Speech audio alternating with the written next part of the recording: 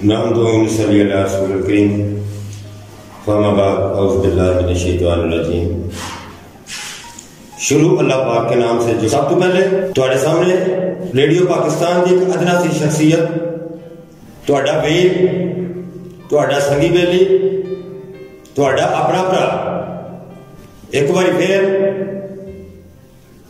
Radio کے حوالے نال جڑے میں پروگرام کرتا رہا, جس طرح کہ لوگ چاہت نال پیار نال میرا پروگرام FM 101 اور FM 104 ریڈیو براک سیالکوٹ تو بڑی چاہت نال تے شدت نال انتظار کرتے سن.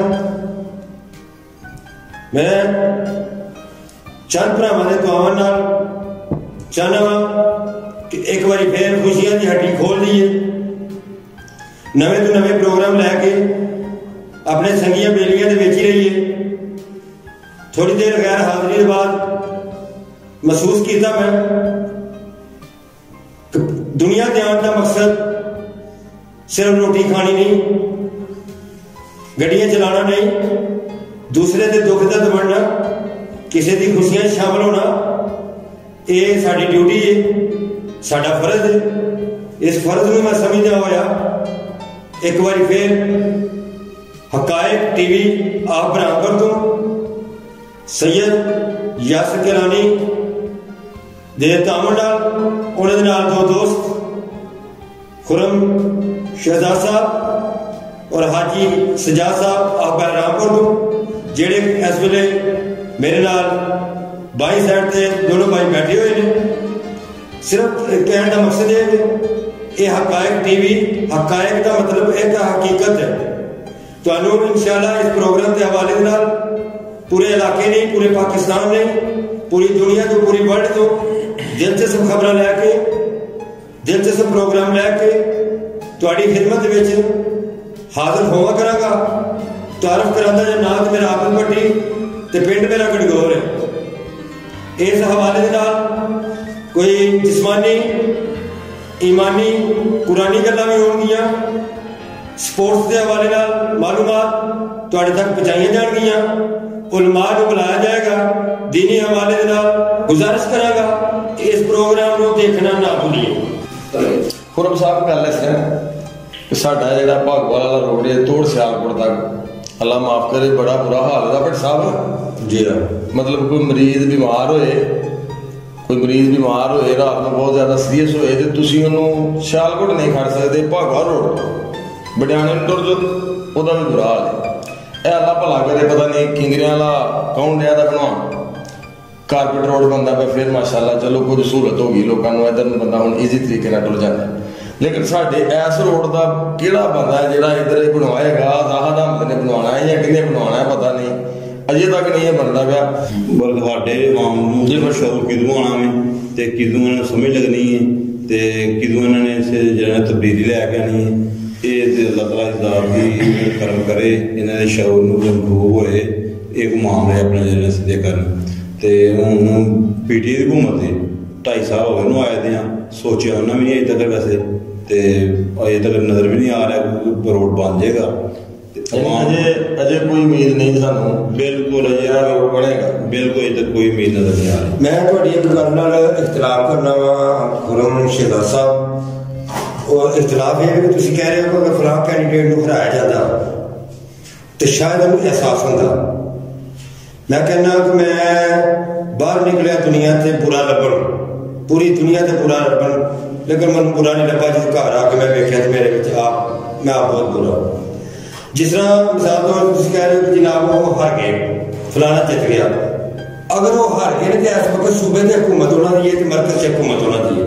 انہوں جس حلقے جو عوام نے ریجیکٹ کیا ہے وہ محسوس کر کہ سن کیوں کیا ہے, کیونکہ انہوں وہ کینڈیڈیٹ ہریا ہوا بھی اس ویلے جیتے ہوئے امیدوار ممبر جڑا نیشنل اسمبلی کا یا صوبائی اسمبلی کا انہوں زیادہ کم لے سکتا ہے. ریجیکٹ سانو سیاستدان شروع کرتے آئے ہیں. یہ کمزوری میری ہے, تہاڈی ہے. میں اپنا پتر یا بھرا بھرتی کرانا ہوتا ہے, اپنا کام میں اسلام آباد سیکٹریٹ تک جا کے کرا لانا. اگر اس ایشو کیچ کرانا چاہوں عوامی کام سمجھ کے تو انشاءاللہ سارے بھرا رل کے یہ سوچ رکھ لیے کہ اجتماعی کام ہے یہ کرنا ہے. جدوں آتی ہے باری کوئی ایمبولینس نہیں جا رہی, کوئی مریض ہے, وہ ساڈیاں کمزوریاں نے. میں پہلے شو کیتا ہے, ایشو اس کے سامنے لگا پتر نے بھرا نوں نوکری دوانی ہے تے اسی انہاں دے پورے کلے کلے بندے جا کے کام کرا سکنے ہیں. جدوں انہاں نوں ساڈی ضرورت پیندی ہے اسی ہزاراں بندے اکٹھے کر کے تے پہنچ جانے ہیں, فلاں شہر پہنچ جاؤ, فلاں پہنچ جاؤ. اس مسئلے واسطے اسی کیوں نہیں نکلتے؟ بالکل کہنا چاہیے صاحب.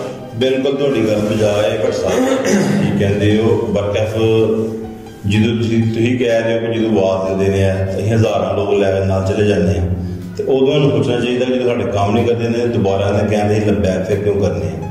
ਇਹ ਤੇ ਮੈਂ ਅੱਗੇ ਤੁਹਾਨੂੰ ਕਹਿ ਰਿਹਾ ਇਹਨਾਂ ਦੀ ਆਵਾਜ਼ ਤੇ ਫਿਰ ਦੁਬਾਰਾ ਅਸੀਂ ਬਾਹਰ ਲੱਭਿਆ ਕਹਿੰਦੇ ਹਾਂ ਜਿਹਦੀ ਵਜ੍ਹਾ ਨਾਲ ਇਹਨਾਂ ਨੂੰ ਸਾਡੀ ਕੋਈ ਅਹਿਮੀਅਤ ਨਹੀਂ ਨਾ ਇਹਨਾਂ ਸਾਡਾ ਅਹਿਸਾਸ ਹੈ ਤੇ ਆਪਣੇ ਇਹਨਾਂ ਦੇ ਹਰ ਚੀਜ਼ ਠੀਕ ਹੈ. ਇਹਨਾਂ ਦੇ ਕਾਰੋਬਾਰ ਠੀਕ ਨੇ, ਇਹਨਾਂ ਦਾ ਸਿਹਤਾਂ ਠੀਕ ਨੇ, ਇਹਨਾਂ ਦੇ ਹਸਪੀਟਲ ਜਿਹੜੇ ਨੇ ਉੱਥੇ ਵੀ ਇੱਕ ਪ੍ਰੋਟੋਕੋਲ ਮਿਲ ਜਾਂਦਾ ਵੇ. ਇਹਨਾਂ ਨੂੰ ਸਾਡੀ ਆਵਾਮ ਨਾਲ ਕਾਹਦਾ ਕੋਈ ਤਕਲੀਫਾਂ ਦਾ ਅਹਿਸਾਸ ਹੀ ਕੋਈ ਨਹੀਂ. ਇਹਨਾਂ ਨੂੰ ਅਹਿਸਾਸ ਹੋਏ ਤੇ ਅਹਿਸਾਸ ਦੇ ਦੋਵਾਂ ਇਹਨਾਂ ਨੂੰ ਉਹਦੇ ਨਾਲ ਠੀਕ ਨਹੀਂ ਹੋਣਾ. ਤੇ ਸਾਡੀ ਫਿਰਦੀ ਕਿਹਦੇ 'ਚ ਜੇ ਸਾਨੂੰ ਕਿਸੇ ਨੇ ਕਿਸੇ ਪਾਸੇ ਜਿਹੜਾ ਨਾਲ ਗੱਲ ਸੁਣਾਉਣੀ ਹੈ ਤੇ ਅਸੀਂ ਦੁੱਖ ਤੁਰ ਪੈਂਦੇ ਹਾਂ. ਤੇ ਸਾਨੂੰ ਇਹ ਚੀਜ਼ ਸੋਚਣਾ ਚਾਹੀਦਾ ਵੀ ਸਾਡੇ ਜਿਹੜਾ ਕੋਈ ਨੁਮਾਇੰਦਾ ਨੇ ਜਿਹੜਾ ਬਿਹਤਰ ਕੋਈ ਨੁਮਾਇੰਦਾ ਨੂੰ ਚੁਣਿਆ ਜਾਏ ਤੇ ਜਿਹੜਾ ਇਹਨਾਂ ਨੂੰ ਸਾਡੇ ਇਲਾਕੇ ਦੇ ਜਿਹੜਾ ਡਿਵੈਲਪਮੈਂਟ ਦਾ ਖਿਆਲ ਕਰੇ. ਬਿਹਤਰ ਨੁਮਾਇੰਦੇ ਕਿੱਥੋਂ ਲੈ ਕੇ ਆਉਣਾ? ਅਸੀਂ ਦੂਸਰੇ ਮੁਲਕਾਂ 'ਚ ਨਹੀਂ, ਇਹਨਾਂ ਦੀਆਂ ਔਲਾਦਾਂ ਹੋਣੀਆਂ ਨੇ, ਇਹਨਾਂ ਦੀ ਮਤਲਬ ਸਿਆਸਤ ਆਪਣੀਆਂ ਕਿਤਾਬਾਂ ਪੜ੍ਹੀ ਦੀਆਂ ਨੇ ਤੇ ਮੁਲਕ ਦੇ ਹਾਲਾਤ ਐਸੇ ਹੋ ਚੁੱਕੇ ਨੇ. ਜਿਹੜੀ ਗੱਲ ਕਰਜ਼ਿਆਂ ਦੀ ਆ ਗਈ ਹੈ ਨਾ ਕਿ ਜਿੰਨਾ ਕਰਜ਼ਾ ਉਹਨੇ 50 ਸਾਲ 'ਚ ਲਿਆ ਨਾ ਉਹਨੇ 2.5 ਸਾਲ ਦੇ ਵਿੱਚ ਲਿਆ. ਅਗਰ ਉਹ ਕਰਜ਼ਾ ਹੁਣ ਹਕੂਮਤ ਕਹਿੰਦੀ ਵੀ ਕਿ ਅਸੀਂ ਕਰਜ਼ਾ ਲਿਆ ਤੇ ਪਿਛਲੇ ਕਰਜ਼ੇ ਦੇ ਰਹੇ ਆ ਤੇ ਜਿਹੜੇ ਇਹ ਕਰਜ਼ੇ ਨੇ ਉਹ ਕਿਹਨਾਂ ਦੇਣੇ ਨੇ? ਇੱਕ ਦੂਸਰਾ ਇਹ ਗੱਲ ਹੈ ਕਿ ਕਰਜ਼ੇ ਲਏ ਨੇ, ਤਾਰੇ ਨੇ, ਵਾਪਸੀ ਕੀਤੇ ਨੇ, ਆਵਾਮ ਨੂੰ ਤਾਂ ਕੋਈ ਰਿਲੀਫ ਮਿਲਣਾ ਚਾਹੀਦਾ.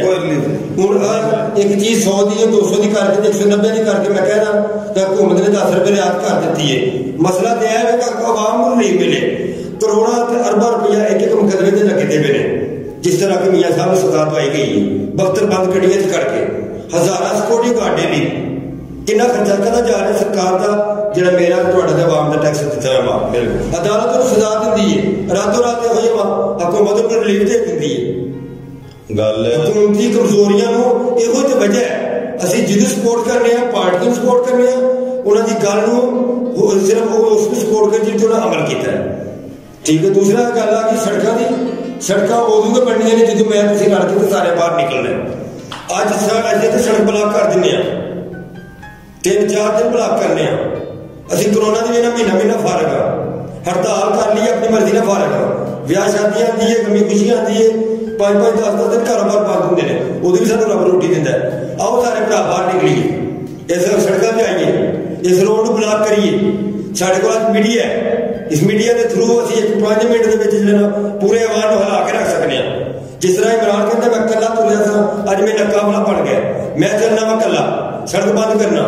ਮੈਂ ਵੇਖਣਾ ਮੇਰੇ ਨਾਲ ਐਸੇ ਬੰਦੇ ਆਣੇ ਨੇ ਜਿਨ੍ਹਾਂ ਮੈਨੂੰ ਕਈਆਂ ਨੇ ਕਹਿਣਾ ਪਤਾ ਨਹੀਂ ਜਿਹੜੀ ਤੌਰ ਤੇ ਮਖਲੂਕ ਜੇ ਤੈਨੂੰ ਕੱਲੇ ਨੂੰ ਕੀ ਤਕਲੀਫ ਹੈ.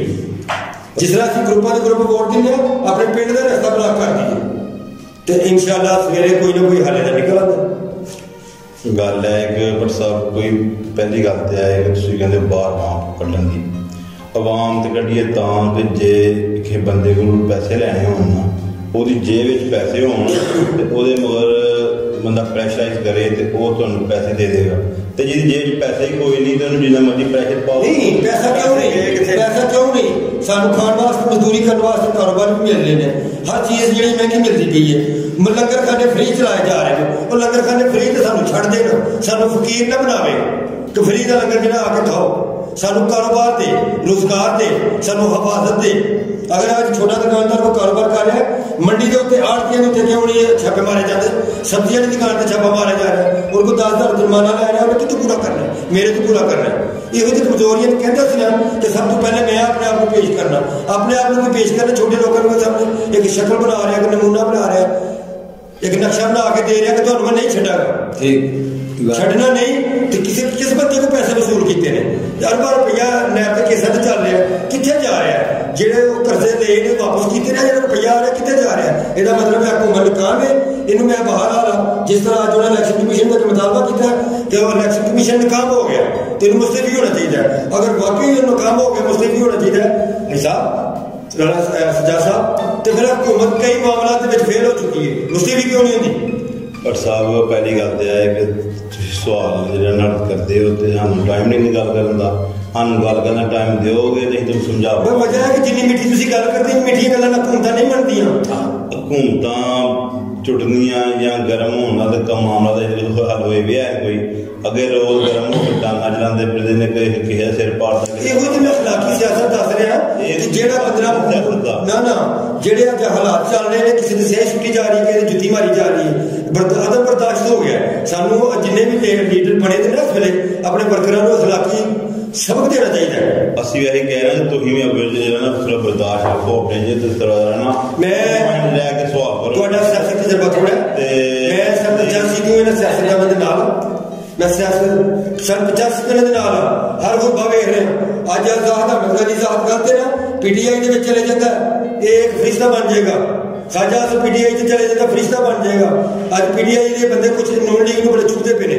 ਹਾਂਜੀ, ਅੱਜ ਉਹ ਨੂਨ ਲੀਗ ਦੇ ਵਿੱਚ ਆਈ ਨੇ ਫਰਿਸ਼ਤੇ ਹੋਏ ਨੇ। ਨਹੀਂ, ਉਹਨਾਂ ਦਾ ਕਿਰਦਾਰ ਵੇਖੋ। ਕਈ ਲੋਕ ਕਹਿੰਦੇ ਨੇ ਫਲਾਣਾ ਬੰਦਾ ਉਹਦਾ ਪਿਓ ਚੋਰ ਸੀ, ਉਹਦਾ ਪਿਓ ਚੋਰ ਸੀ, ਉਹਦਾ ਹੋ ਸਕਦਾ ਪੁੱਤਰ ਵਲੀ ਹੋਏ। ਜਿਸ ਤਰ੍ਹਾਂ ਕਿ ਇੱਕ ਬੰਦਾ ਪਹਿਲੇ ਗੈਰ ਮੁਸਲਿਮ ਸੀ, ਅੱਜ ਉਹ ਮੁਸਲਮਾਨ ਲਾ ਝੂਠਾ ਪੜ੍ਹ ਲੈਂਦਾ ਹੈ। ਅਸੀਂ ਬਾਰ-ਬਾਰ ਕਹਾਂਗੇ ਮਨਿੰਦਰ ਸਿੰਘ ਦੀ ਔਲਾਦ, ਮਨਿੰਦਰ ਸਿੰਘ ਦੀ ਔਲਾਦ। ਅੱਗੋਂ ਵੇਖੋ ਕਿ ਕਿਹੜੀ ਉਮਰ 'ਚ ਆ ਗਿਆ, ਕਿਹਦਾ ਕਲਮਾ ਪੜ੍ਹ ਲਿਆ, ਅਗਲਾ ਉਹਦਾ ਕਿਰਦਾਰ ਵੇਖ ਲਿਆ। ਗੱਲ ਹੈ ਭੱਟ ਸਾਹਿਬ ਕਿ ਤੁਸੀਂ ਵੀ ਜਿਹੜਾ ਨਾ ਆਪਣੇ ਫੈਸਲੇ ਮੁਸੱਲਤ ਕਰਦੇ ਪਏ ਹੋ ਨਾ, ਸਾਰੇ ਹਰ ਪਾਰਟੀ ਜਿਸ ਤਰ੍ਹਾਂ ਤੁਸੀਂ ਕਰਦੇ ਹੋ ਆਪਣੇ ਫੈਸਲੇ ਮੁਸੱਲਤ ਪਏ ਸਵਾਲਾਂ ਦੀ ਸ਼ਕਲ 'ਚ। ਇਸ ਤਰ੍ਹਾਂ ਹੀ ਸਾਡੇ ਮੁਲਕ ਦੇ ਹਾਲਾਤ ਹੋ ਚੁੱਕੇ ਨੇ। ਸਾਰੇ ਪਾਰਟੀਆਂ ਆਪਣੇ ਆਪਣੇ ਨਜ਼ਰੀਆ ਦੁਨੀਆ ਦੇ ਥੋਪਣਾ ਚਾਹੁੰਦੀਆਂ ਨੇ ਵਾਂ। ਦੇਖੋ ਨਾ ਤੁਸੀਂ ਪਿਆਰ ਦੀਆਂ ਗੱਲਾਂ ਕਰੀਏ, ਜਿਹੜਾ ਨਾ ਗੱਲ ਪਿਆਰ ਨੇ ਕੋਈ ਫੈਸਲਾ ਵੀ ਜਾਂ ਕੋਈ ਕੰਮ ਹੀ ਔਰ ਕੂਲ ਮਾਈਂਡ ਰਹਿ ਕੇ ਠੰਡੇ ਸੁਭਾਅ ਨਾਲ ਪਿਆਰ ਨਾਲ ਗੱਲ ਕਰੋਗੇ, ਉਹਦਾ ਹੱਲ ਨਿਕਲੇਗਾ। ਅਮਨ 'ਚ ਰਹਿ ਕੇ ਉਹਦਾ ਕੋਈ ਵੀ ਮਸਲੇ ਹੱਲ ਉਸ ਨਾਲ ਨਿਕਲਣਾ। ਤੇ ਗਰਮੈ ਹੋ ਕੇ ਜਾਂ ਡਾਨਾ ਫੜ ਕੇ ਇਹਦੀ ਜਿਹੜਾ ਤਸਲੀਲ ਕਰਕੇ ਇਸ ਤਰ੍ਹਾਂ ਦੇ ਮਾਮਲੇ ਹੱਲ ਨਹੀਂ ਹੋਣੇ ਵੀ। ਕਿ ਕੋਈ ਵੀ ਮਾਮਲਾ ਜਿਹਦੇ ਹੱਲ ਹੋਣਾ ਹੈ ਇੱਕ ਟੇਬਲ 'ਤੇ ਬੈਠਣਗੇ, ਜਿਸ ਤੱਕ ਪਾਰਟੀ ਜਿਹੜੇ ਟੇਬਲ ਨਾਲ ਬੈਠ ਕੇ ਆਵਾਮ ਦਾ ਨਹੀਂ ਸੋਚਣਗੀਆਂ। ਇਹ ਸਿਰਫ ਸੋਚਦੀਆਂ ਨੇ ਸਿਰਫ ਆਪਣਾ ਪੇਜ ਤੱਕ ਕੀ ਨਾਮ ਦਾ ਮੈਨੂੰ ਰਿਲੀਫ ਕਿਸ ਤਰ੍ਹਾਂ ਮਿਲਦੀ ਹੈ। ਕੋਈ ਪਾਰਟੀ ਕਿਸੇ ਦੇ ਆਵਾਮ ਨਹੀਂ ਸੋਚ ਰਹੀ। ਹੁਣ ਦੱਸ ਰਿਹਾ ਜਿਹੜੀ ਪਾਰਟੀ ਜਿਹੜੀ ਆਪੋਜੀਸ਼ਨ 'ਚ ਨੇ ਇੱਕ ਵੀ ਆਵਾਮ ਦੀ ਸੋਚਦੀਆਂ ਪਈਆਂ ਨੇ। ਹਰ ਕਿਸੇ ਨੂੰ ਆਪਣਾ ਰਿਲੀਫ ਚਾਹੀਦਾ। ਕੋਈ ਲੱਖ ਤੋਂ ਨਹੀਂ ਬੋਲ ਰਿਹਾ, ਹਾਈਕੋਰਟ ਤੋਂ ਬਾਅਦ ਜਾਵਾਂ ਤੁਹਾਡੀ ਰੁਕਦੀ ਹੈ। ਮੈਂ ਤਾਂ ਕਿਸੇ ਫੇਵਰ 'ਚ ਨਹੀਂ ਬੋਲ ਰਿਹਾ, ਠੀਕ ਹੈ। ਦੂਸਰੀ ਪਹਿਲੇ ਨੰਬਰ ਤੇ ਇਹ ਗੱਲ ਹੈ ਕਿ ਹਕੂਮਤਾਂ ਆਣੀਆਂ ਤੇ ਜਾਣੀਆਂ। ਚੰਦ ਬੰਦੇ ਜਿਹੜੇ ਨੇ ਸਿਰਫ ਨਵੀਂ ਹਕੂਮਤ ਦੇ ਵਿੱਚ ਨਹੀਂ ਹੁੰਦੇ, ਬਾਕੀ ਉਹ ਹੀ ਖਾਨਦਾਨੀ ਸਿਆਸਤ ਚੱਲ ਰਹੀ ਹੈ, ਖਾਨਦਾਨੀ ਸਿਆਸਤ ਚੱਲ ਰਹੀ ਹੈ। ਨਾ ਕਿਸੇ ਨੂੰ ਹਰਾ ਕੇ ਗੱਲ ਬਣਨੀ ਹੈ। ਇਹ ਜਦੋਂ ਅਸੀਂ ਹਕੂਮਤ ਵਾਲਾ ਆਪਣਾ ਕੰਮ ਲੈਣਾ, ਸਾਨੂੰ ਬਾਹਰ ਨਿਕਲਣਾ ਪੈਣਾ। ਅਸੀਂ ਘਰ ਦੇ ਵਿੱਚ ਬੱਚਾ ਕਹਿਣਾ ਨਹੀਂ ਨਾ ਬਣਦਾ, ਤਾਂ ਅਸੀਂ ਉਹਦੇ ਕਿੰਨੀ ਸਖਤੀਆਂ ਕਰ ਰਹੇ ਹਾਂ। ਹਾਲਾਂਕਿ ਮੇਰੇ ਘਰ ਦੇ ਕੰਟਰੋਲ 'ਚ ਮੇਰੀ ਵਿਰਾਸਤ 'ਚ ਮੈਂ ਕਮਾ ਕੇ ਦੇ ਰਿਹਾ। ਅੱਜ ਮੇਰਾ ਬੱਚਾ ਨਹੀਂ ਕਹਿਣਾ ਮੰਨ ਲਿਆ ਤੇ ਕੀ ਕਹਿੰਦੇ ਆ, ਅੱਜ ਤੋਂ ਲੈ ਕੇ ਇਹਨੂੰ ਰੋਟੀ ਨਹੀਂ ਦੇਣੀ, ਇਹਨੂੰ ਇੱਕ ਕਮਰਾ ਨਹੀਂ ਦੇਣਾ। ਇਹ ਗੱਲ ਤੋਂ ਬਜਾਏ ਬਾਹਰ ਨਿਕਲਣ ਦੀ ਗੱਲ ਜਿਹੜੀ ਹੈ ਨਾ, ਇਹ ਤਾਂ 1985-86 ਤੋਂ ਬਾਹਰ ਨਿਕਲਦੀ ਪਈ ਹੈ। ਇੱਕ ਵਾਰੀ ਆਵਾਮ ਨਿਕਲੀ ਬਾਹਰ, ਜੇ ਇਸ ਨਿਜ਼ਾਮ ਦੇ ਵਿੱਚ ਜਿੰਨੀ ਦਫਾ ਮਰਜ਼ੀ ਆਵਾਮ ਬਾਹਰ ਨਿਕਲੇਗੀ, ਇਹ ਨਿਜ਼ਾਮ ਜਿੱਦਾਂ ਠੀਕ ਨਹੀਂ ਹੋਏਗਾ ਉਹਨਾਂ ਦੇ ਮਸਾਇਲ ਹੱਲ ਨਹੀਂ ਹੋ ਸਕਦੇ। ਤੁਸੀਂ ਇਹ ਗੱਲ ਛੇੜੀ ਸੀ ਭਾਗਵਾਲ ਰੋਡ ਤੋਂ, ਭਾਗਵਾਲ ਰੋਡ ਛੱਡ ਕੇ ਖੰਡਾਰੇ ਦੀ ਪੁਲੀ ਦੀ ਗੱਲ ਛੇੜ ਲਓ। ਇੰਝ ਬਹਿ ਕੇ ਤੁਸੀਂ 40 ਦਿਨ ਚਿੱਲਾ ਕੱਟ ਕੇ ਮੈਂ ਵੀ ਇਹਨਾਂ ਘੁੰਮਤਾ ਕਿਸ ਤਰ੍ਹਾਂ ਜਿਹੜਾ ਨਾ ਕੋਈ ਰੱਦੇ ਅਮਲ ਚੱਲ ਰਿਹਾ। ਤੁਸੀਂ ਭਾਗਵਾਲ ਰੋਡ ਤੇ ਰਹੇ ਨਹੀਂ, ਤੁਸੀਂ ਲੈ ਜਾਨੂੰ ਗਏ ਹੋ ਦੂਰ ਦੂਰ ਕੋਈ ਕਰਦੇ ਤੇ ਕੀ ਸਾਨੂੰ ਤਾਂ ਤੁਸੀਂ ਸਾਹ ਕੱਢਣ ਦਿੱਤੇ। ਤੁਸੀਂ ਪੁਲੀ ਨਹੀਂ ਬਣਵਾ ਸਕਦੇ ਇਸ ਤਰੀਕੇ ਨਾਲ। ਪੁਲੀ ਤਾਂ ਬਣਵਾਉਣੀ ਪੈਣੀ ਪੁੱਤਰ, ਮੈਂ ਤੈਨੂੰ ਬਣਾਈਆਂ ਤੇ ਮੈਂ ਬਣਾਵਾਂ ਤੇ ਠੀਕ ਹੈ ਜੀ। ਜਨੋ ਤੇ ਦੋਸਤੋ, ਸਾਡਾ ਪ੍ਰੋਗਰਾਮ ਅੱਜ ਦੀ ਬੈਠਕ, ਬਲਕਿ ਸਾਡਾ ਪ੍ਰੋਗਰਾਮ ਨਹੀਂ ਤੁਹਾਡਾ ਹੀ ਪ੍ਰੋਗਰਾਮ ਅੱਜ ਦੀ ਬੈਠਕ, ਉਹਦਾ ਆਗਾਜ਼ ਜੁਮੇ ਨੂੰ ਉਹਦੀ ਰਿਕਾਰਡਿੰਗ ਹੈ ਚਾਚੇ ਕ੍ਰਿਕਟ ਦੇ ਨਾਲ, ਤੇ ਹਫਤੇ ਵਾਲੇ ਦਿਨ ਸਵੇਰ 8 ਵਜੇ ਉਹਦੀ ਪਹਿਲੀ ਕਿਸ਼ਤ ਉਸ ਪ੍ਰੋਗਰਾਮ ਦੀ ਅਪਲੋਡ ਕਰ ਦਿੱਤੀ ਜਾਏਗੀ। ਤੇ ਇਨਸ਼ਾਅੱਲਾ ਇਹੋ ਪ੍ਰੋਗਰਾਮ ਜਾਰੀ ਰੱਖਿਆ ਜਾਏਗਾ। ਉਸ ਅੱਜ ਦੀ ਬੈਠਕ ਪ੍ਰੋਗਰਾਮ ਤੋਂ ਇਲਾਵਾ, ਯਾਨੀ ਅੱਜ ਦੀ ਬੈਠਕ ਪ੍ਰੋਗਰਾਮ ਦੇ ਮਰਕਜ਼ੀ ਕਿਰਦਾਰ ਨੇ ਜਨਾਬ ਭੱਟੀ ਸਾਹਿਬ। ਤੇ ਭੱਟੀ ਸਾਹਿਬ, ਤੁਹਾਡਾ ਕੀ ਖਿਆਲ ਹੈ ਅੱਜ ਦੀ ਬੈਠਕ ਪ੍ਰੋਗਰਾਮ ਲੋਕਾਂ ਨੂੰ ਕਿਸ ਹੱਦ ਤੱਕ ਵੇਖਣਾ ਚਾਹੀਦਾ? ਆਖਰ ਪਾਕਿਸਤਾਨ ਦੇ ਵਿੱਚ ਬਹੁਤ ਸਾਰੀ ਆਵਾਮ ਹੈ ਜਿਹੜੀ ਪੰਜਾਬੀ ਬੋਲਦੀ ਹੈ, ਤੇ ਪੰਜਾਬੀ ਬੋਲਣ ਵਾਲਿਆਂ ਵਾਸਤੇ ਅਸੀਂ ਜਿਹੜਾ ਨਾ ਇਹ ਇੰਨਾ ਇਹਤਮਾਮ ਕਰ ਰਹੇ ਹਾਂ ਔਰ ਉਹਨਾਂ ਵਾਸਤੇ ਜਿਹੜਾ ਨੇ ਇਸ ਪ੍ਰੋਗਰਾਮ ਦਾ ਇਨਕਾਦ ਕੀਤਾ ਜਾਂਦਾ। ਤੇ ਮੈਂ ਗੁਜ਼ਾਰਿਸ਼ ਕਰਾਂਗਾ ਕਿ ਭੱਟੀ ਸਾਹਿਬ ਆਪਣੇ ਤਾਸਰਾਤ ਦਾ ਇਜ਼ਹਾਰ ਕਰਨ। ਬਹੁਤ ਸ਼ੁਕਰੀਆ ਸੈਯਦ ਗਿਲਾਨੀ ਸਾਹਿਬ। ਪਹਿਲੇ ਤੇ ਤੁਹਾਡੀਆਂ ਇਸ ਆਕਾਂਖਾਵਾਂ ਨੂੰ ਸਰਾਹਨਾ, ਤੁਸੀਂ ਇੱਕ ਜ਼ਬਰਦਸਤ ਪ੍ਰੋਗਰਾਮ ਤਰਤੀਬ ਦਿੱਤਾ ਵੇ। ਤੇ ਨਾ ਵੀ ਮੇਰੀ ਮਰਜ਼ੀ ਦਾ ਤਕਰੀਬਨ ਮੈਂ ਪੁੱਛਣ ਨੂੰ ਐਤਵਾਰ ਰੱਖਿਆ, ਲੇਕਿਨ ਮੇਰੀ ਮਰਜ਼ੀ ਦਾ ਪ੍ਰੋਗਰਾਮ अज की बैठक के हवाले नाल मतलब ये होंदा है कि जिहड़ियां अज दीयां ताज़ा गल्लां इलाके दीयां अपणियां ये दुनिया तक पहुंचाईयां जाणगियां ते नाल असीं सरकार को अपना नंबर दे रहे हैं अपने भरावां नूं सज्जना बेलियां नूं उस नंबर ते जिहड़ा तुसीं अपने सानू दस सकते हो प्रोग्राम के तासरात बयान कर सकते हो कि प्रोग्राम कैसा है तो ये मजीद जिहड़ा की शामिल किया जाए तुहाडी ख्वाहिश के मुताबिक होएगा जो कुछ तुसीं समझदे हो कि मजीद प्रोग्राम दे विच जिहड़ियां चीज़ां ऐड सानू करनियां चाहिदियां ने जिहड़े सानू किरदार ऐड करने चाहिए ने इहदे विच कोई तब्दीली करनी चाहिए है तो वो चीज़ां तुसीं कमेंट सैक्शन दे विच अपनी राय दा इजहार कर सकते हो ते साडी अज दी वीडियो नूं लाइक करो शेयर करो अपने दोस्तों के नाल और इंतजार करो आने वाले प्रोग्राम का अज दी बैठक जिहड़ा कि हफ्ते वाले दिन सुबह 8 बजे अपलोड किया जाएगा तो बड़ी नवाजिश है जनाब चौधरी खुरम शहजाद साहब तो बड़ी नवाजिश है कि तुसीं तशरीफ ले आए हो